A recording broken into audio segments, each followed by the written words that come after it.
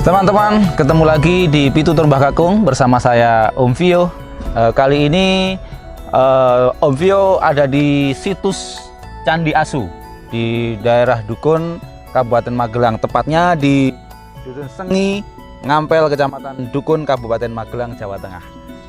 Kita bisa lihat di belakang situs Candi Asunya. Nah, kebetulan kita bersama dengan Pak Ismanto. Pak Ismanto ini adalah orang sini yang nanti kita akan ngobrol-ngobrol secara lebih luas, lebih dalam tentang situs Candi Asu berikut. Oke, Pak Ismanto, selamat siang. Selamat siang, Mas. Bisa sapa dulu teman-teman? Oke, selamat siang semuanya, para teman-teman dan pemeriksa. Kami kali ini di situs Candi Asu. Ya, teman-teman, kita akan ngobrol-ngobrol sama Pak Ismanto. Pak Ismanto? Ya. Pak Ismanto sebagai warga di sini, ya? Asli sini? Betul, di lebih dua dusun ke atasnya. Oke, Pak Ismanto. Ya. Setelah kita lihat bangunan di belakang ini, ya. Bangunan ini pertama kali ditemukan kira-kira tahun berapa? Nah, itu datanya mungkin di museum ya, karena saya dari kecil, bahkan dulu pernah saya tanya pada kakek saya terkait dengan Candi Asu ini. Waktu kakek saya kecil pun sudah ada. Oh, sudah ada ya. Jadi ditemukan pada tahun berapa kami tidak tahu datanya itu. Ya. Tetapi pemerintah untuk memugar menjadi sebuah bentuk candi ini, Bapak tahu tahun berapa? Enggak, dari dulu sudah gini. Sudah gini ya, memang ini kayaknya candi ini kan belum jadi ya. Belum jadi, atau karena kami itu tinggalnya kan di bawah Gunung Merapi, di mana Gunung Merapi itu kan aktif ya. Jadi mungkin ada gempa vulkanik lalu atasnya runtuh, kami juga nggak tahu, karena dilihat bawahnya ada bagian-bagian dari dari batu-batu yang dari candi juga. Jadi kami belum bisa memastikan ini candi belum jadi atau candi ini runtuh. Gitu kan itu ya. Karena gini Pak Ismanto, ya. Biasanya rata-rata kebanyakan gunung di kebanyakan candi di daerah Kabupaten Magelang sini kan dekat Gunung Merapi ya. Iya. Dekat pegunungan gitu. Betul. Biasanya setelah mengalami erupsi atau apa, biasanya hilang tertimbun material kayak gitu. Betul. Oke. Menarik Pak Is. Sekarang kenapa candi ini dinamakan Candi Asu?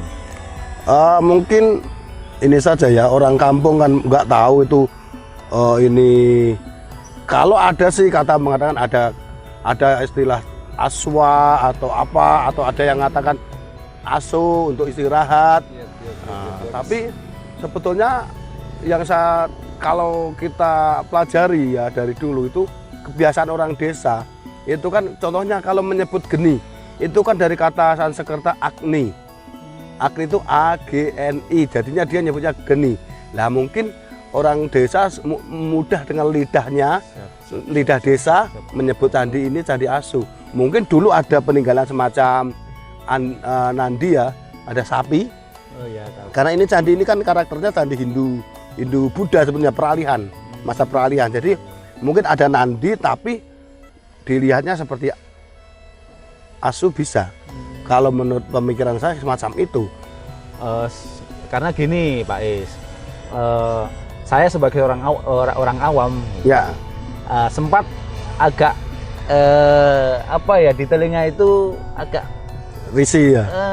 Kalau dengar Candi Asu itu kebayangnya bahwa kata-katanya Candi Asu itu menggambarkan seekor binatang kan gitu. Ya.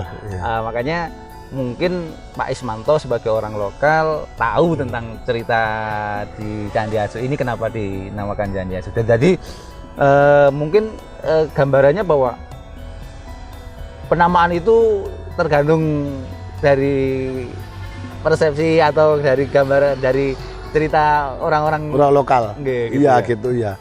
Yang pasti candi-candi di daerah sini ada Candi Lumbung Pendem ini, termasuk Candi Asu ini kan dibangun waktu masih kerajaan Salingsingan. Oh gitu. Ya, terkait dengan Sungai Tringsing. Nah, itu dalam kerajaan waktu zaman kerajaan Salingsingan. Nah, itu. Bisa diceritakan Pak Is, setahu Bapak tentang candi ini keseluruhan coba. Kalau yang saya lihat bentuknya tadi ini ada masa peralihan Hindu Buddha. Jadi bentuknya ini fisiknya ini fisik candi Hindu. Ada sumurnya di dalam. Nah, terus tapi melihat reliefnya itu banyak cerita-cerita, ada relief kinara-kinari, ada relief bentuk-bentuk bundar itu kayak simbol-simbol Buddha. Nah, kayak simbol-simbol Buddha kan gitu. Kayak ada bundar lingkaran-lingkaran kayak gitu ya. Jadi kayak roda-roda itu. Nah, itu biasanya simbol Buddha. Maka di sini yang saya lihat ini masa peralihan. Tetapi kalau melihat sumurnya, ini adalah biasanya untuk perabuan, untuk menyimpan abu para leluhur yang sudah tiada, orang tua atau nenek kakek yang sudah dibakar karena mungkin mereka menganut agama Hindu, lalu ditaruh di dalam sumur itu abunya gitu. Ya Pak Is tadi sempat singgung tentang di sini ada beberapa candi. Ya. Menurut Pak Ismanto sendiri, sepengetahuan Pak Ismanto, apakah di sini dulu memang sebuah kota atau negara atau kerajaan gitu? Ini ya terkait dengan kerajaan Salingsingan ya. Oh, jadi memang ada sebuah kerajaan di sini.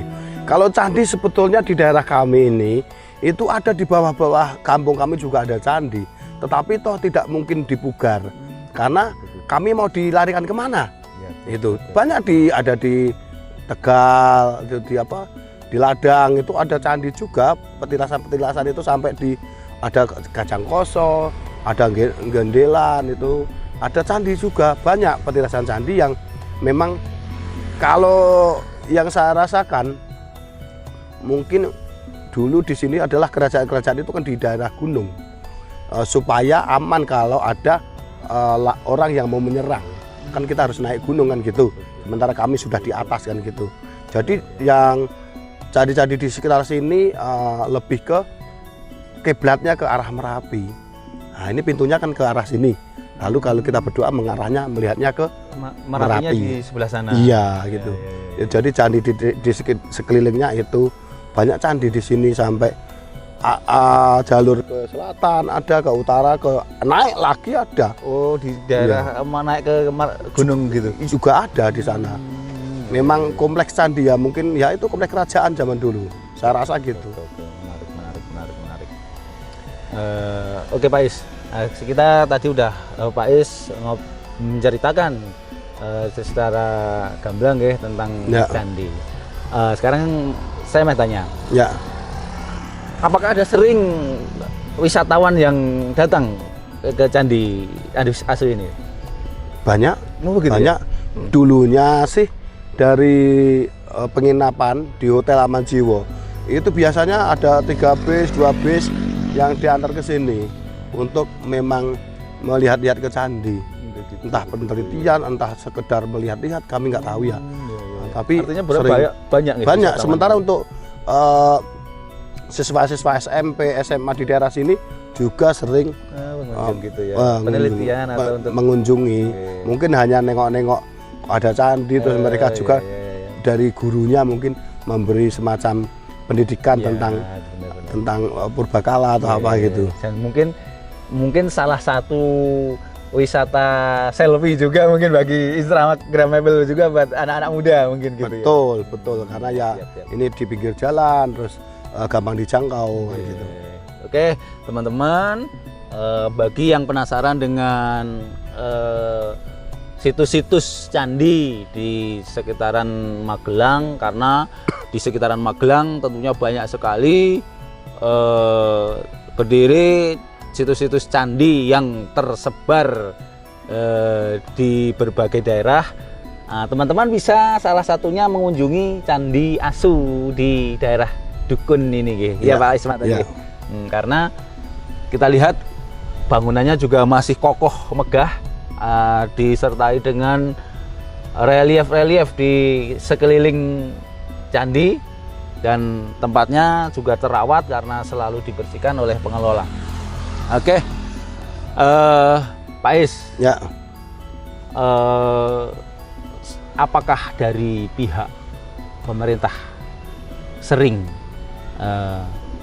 berkunjung ke sini untuk sekedar mengecek kondisi candi ini atau gimana coba? Kalau yang saya lihat itu biasanya dari pegawai dari Dinas Purbakala yang membersihkan, itu membersihkan dan membersihkan dan menjaga. Jadi karena banyak orang yang kadang coret-coret, terus batu ini digelimpangkan dan sebagainya, maka ada juga. Jadi ada pegawai dari Dinas Purbakala yang memang ngurusi tentang kebersihan dan keamanan dari candi ini. Sementara kami seniman-seniman di sekitar Gunung Merapi, dari padepokan dari Cipto Budoyo, dari Gading Melati, dari Bangun Budoyo, kami juga sering mengadakan acara di sekitaran candi untuk acara-acara sedekah bumi atau acara kepedulian ya sebagai. Betul, karena untuk bagaimana ini menjadi sebuah situs yang fungsional, meskipun kami bukan orang yang Hindu untuk menyimpan untuk sembahyang khusus untuk candi, tapi kami sebagai seniman, seorang yang terkait dengan seni pertunjukan, kami sering mengadakan acara di sekitaran sini untuk untuk kita merespon keberadaannya supaya menjadi semakin hidup. Dan setidaknya juga bisa untuk warisan anak-anak. Betul ya, berikutnya. memperkenalkan seni arsitek juga kan. Oke, teman-teman, demikian ngobrol-ngobrol kita dengan Pak Ismanto. Mungkin apa yang disampaikan Pak Ismanto tidak 100% sesuai dengan cerita yang sebenarnya, tetapi cerita yang sebenarnya juga tidak ada yang tahu sebenarnya, karena candi ini juga dibangun zaman dulu kala yang mungkin cerita yang aslinya sudah kita nggak tahu ya Pak. Nggak tahu ya, betul. Seperti itu.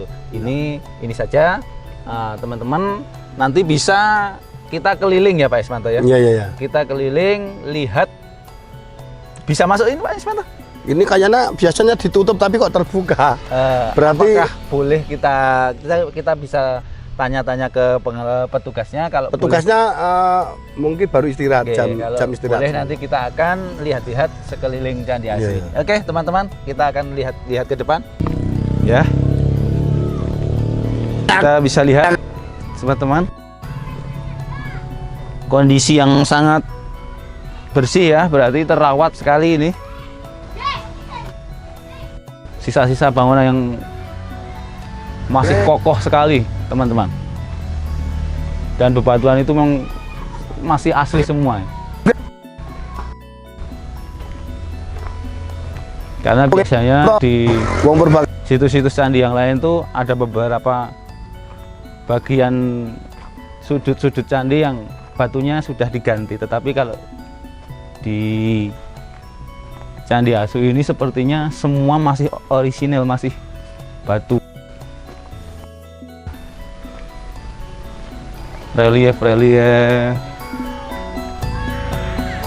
tuh teman-teman bisa lihat.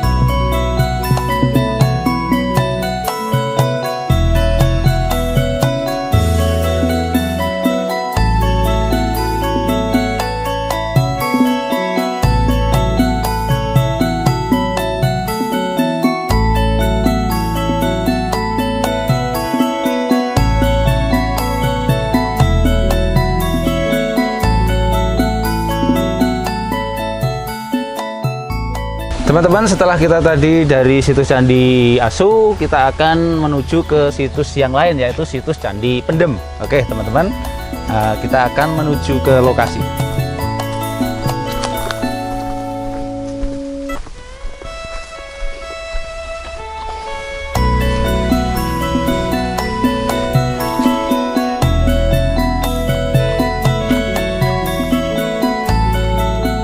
Untuk menuju ke lokasi situs Candi Pendem, kita harus melewati jalan di tengah sawah seperti ini, teman-teman.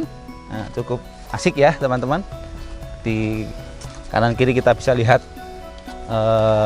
tanaman cabai yang begitu subur, menandakan bahwa di lokasi candi sekitaran candi itu benar-benar tanahnya tanah yang bagus untuk persawahan, untuk pertanian. Artinya bahwa mungkin orang-orang zaman dulu memilih daerah sini sebagai pemukiman atau sebagai tempat tinggal mereka itu benar-benar sudah diteliti secara seksama ya Pak Is ya? Ya. Pak Is, kenapa di sini dinamakan Candi Pendem Pak Is? Ya sebetulnya candi-candi itu rata-rata tertimbun ya. Oh begitu Pak Is. Nah, Ya. tetapi karena di sini Candi Asu itu agak di permukaan, sementara Candi Pendem itu di apa? Agak di dalam. Jadinya di sini tuh disebut Candi Pendem saja. Orang lokal selalu gitulah. Namanya itu mungkin diambil nama simpel saja gitu ya Pak Is. Mungkin lewatnya mana Mas? Kali sini kali ya. Nah, monggo, biasanya lewat mana? Sini kan jalan ke kampung. Oh begitu, oke, monggo. Ya, sana sini. Kita akan nerobos saja ya Pak Is ya ini? Ya, ini Jalan jalannya alternatif. jalurnya sepertinya ini. Memang ada jalur alternatif.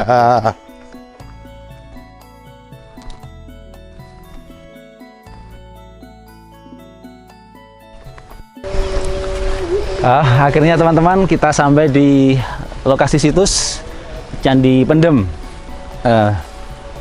Ini ya Pak Is ya? Iya, betul. Seperti jenengan bilang tadi berarti nggih. Iya. Ini agak menjorok ke dalam nggih. Betul. Bangunannya ini. Iya. Makanya dinamakan oleh orang-orang lokal dengan nama simpel nggih. Candi Pendem. Pendem. Iya. Karena terpendem. Iya. Sebetulnya semua candi kayak gini. Oke Pak Is. Sedikit-sedikit saya tak tanya, ini untuk batu-batu ini masih asli atau udah beberapa diganti? Sebetulnya sudah tambah sulam ya. Tambah sulam gitu. Iya. Dulu kan posisinya nggak kayak gini. Itu ada semen-semen juga atau warna-warna itu. Nah itu di undak-undakan itu kan baru gitu itu. Ya. Oke.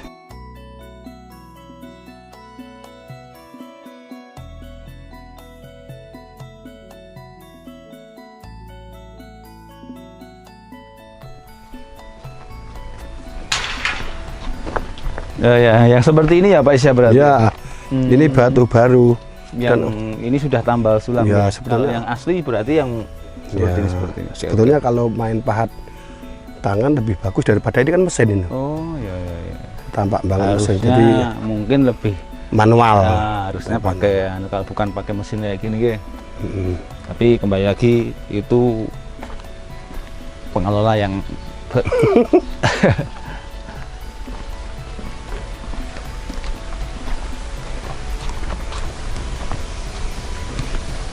Barang gaming namungan nggih. Dan mereka nggih namung ijen mboten bayar nih. Dulu kan Untuk mengetahui bahwa situs itu dipergunakan oleh masyarakat. ya dulu kan nggak, karena katanya yang izin ke Pak Jumat itu, tapi ternyata enggak. Berbakala ketahuannya di koran. Ya Pak Nur Eksa. satu lagi Pak Is, sing masih dalam benak saya itu mengganjal.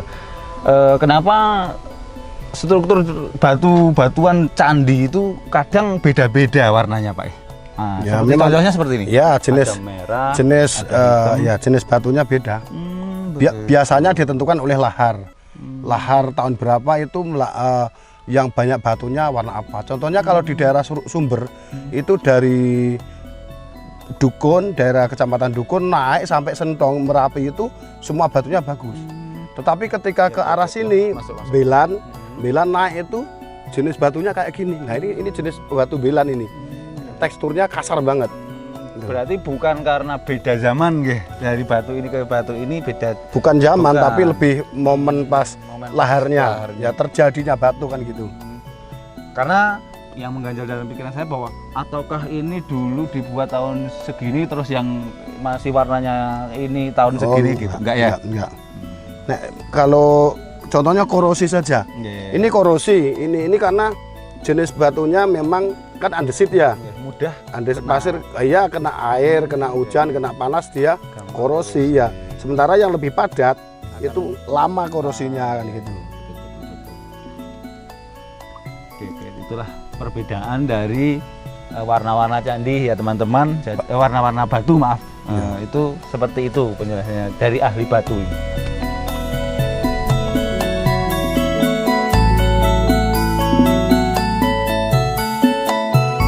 Oke, Faiz. Ya. Menurut informasi masih ada satu situs candi lagi di daerah sini ya, Pak Iza? Ya, ada Candi Lumbung gitu. Begitu ya. Yang kali ini baru dipugar. Maksudnya sebetulnya bukan dipugar ya, tapi dipindah. Oh, Nah. gitu. Saya juga nggak tahu tentang dari Desa Purbakala ini Oke. kenapa candi dipindah. Oke. Padahal di dalam tempat ini Oke. semacam kayak ada peraturan. Oke. Itu yang namanya situs. Itu tidak boleh ditambahi, Oke. tidak boleh dikurangi, Oke. tidak boleh dirusak, dicoret-coret pun tidak boleh. Oke, Pak Is, menurut informasi masih ada satu situs candi lagi. Ya, Nah, iya. situs apa? Candi apa? Candi Lumbung di situ. Bisa dijelaskan sedikit? Nah, dulu letak secara geografisnya Candi Lumbung itu kan sebetulnya ya dia termasuk secara wilayah itu wilayahnya punyanya Kecamatan Dukun. Iya, iya. Tapi karena lahar Merapi itu kan dia kan nggak diatur kan. Nah, lahar itu kan semaunya sendiri. Lalu lahar itu pindah posisinya dari sungainya pindah. Dengan sungainya pindah ini jadi candi itu jadi menjadi kayak semacam apa ya wilayahnya Kecamatan Sawangan. Tapi dalam peta memang dari secara teritori punyanya Dukun. Itu makanya sekarang ini karena Candi Lumbung itu letaknya itu di pinggir sungai dan itu dirasakan bahaya, maka dari pihak Purbakala dulu dipindah pada tahun 2010 dipindah ke Dusun Telatar, diamankan lah maksudnya mungkin. Nah terus setelah itu sekarang mau dikembalikan lagi ke wilayah Dukun, tetapi secara tempatnya lokasinya tidak di tempat yang dulu lagi karena di pinggir sungai yang ditakutkan akan longsor. Oke. Terima kasih Pak Is. Siap. Demikian nanti kita akan bisa lihat seperti apa situs Candi Lumbung itu ya. Siap. Nah, oke Pak Is, terima kasih untuk hari ini sudah menemani Bro dan teman-teman Pitutur Mbah Kakung. Siap. Terima kasih sebesar-besarnya. Sama-sama. Oke teman-teman, demikian liputan kita pada kali ini, episode kali ini di situs Candi. Pertama tadi kita di situs Candi Asu, terus lanjut ke situs Candi Pendem, lalu kita nanti akan ke situs Candi Lumbung nggih Pak Is. Betul. Nah, demikian dari kami. Apabila banyak kesalahan dan kekurangan, mohon maaf yang sebesar-besarnya. Kita akan ketemu lagi di episode-episode berikutnya di Pitutur Mbah Kakung. Sampai jumpa teman-teman.